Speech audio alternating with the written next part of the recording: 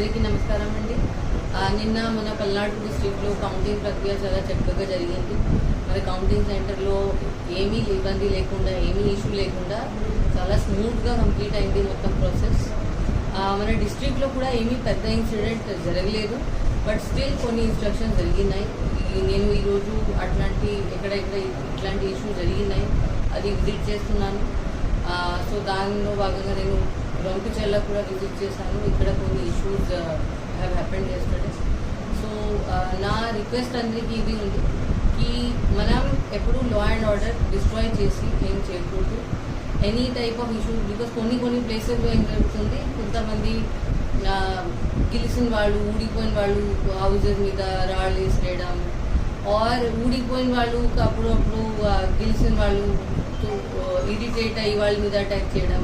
మన డిస్ట్రిక్ట్లో ఇట్లాంటి చిన్న ఇన్సిడెంట్స్ జరుగుతున్నాయి. ఇట్లాంటి attack on any person are property అట్లాంటివి ఉంటే నేను కేసెస్ ఖచ్చితంగా కడుతున్నాను. ఏమీ ఇన్సిడెంట్ నేను ఇగ్నోర్ చేయను. ఆల్ ఇన్సిడెంట్స్ కేసు కట్టి అన్ని కేసులకు అరెస్ట్ కూడా చేయడం జరుగుతుంది. ఇప్పుడు ఏం నోటీస్ ఉంటే కూడా 41A నోటీస్ అట్లాంటి కేసుల్లో కూడా మనం as per procedure check list రాసి దానిలో కూడా అరెస్ట్ చేయడం జరుగుతుంది. సో చాలా గట్టిగా చర్య తీసుకోవడం జరుగుతుంది. మన కోసం పల్నాడులో శాంతి భద్రత మెయింటైన్ చేయడం అది మన టాప్ ప్రయారిటీ ఉంది. అండ్ అందరూ దీనిలో సహకరించాలి. ఇప్పుడు 144 కూడా అమల్లో ఉంది. మనం ఇట్లాంటి ఇన్సిడెంట్స్ ఆగిపోతే మనం 144 కంటిన్యూ కూడా చేయవచ్చు.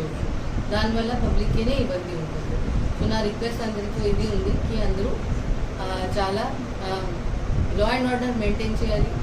ఎక్కడైనా ఏమి అటాక్, గొడవ పడటం అట్లా చేయకూడదు. ఎనీ ఇష్యూస్ ఉంటే పోలీస్ డిపార్ట్మెంట్ దగ్గర రావాలి.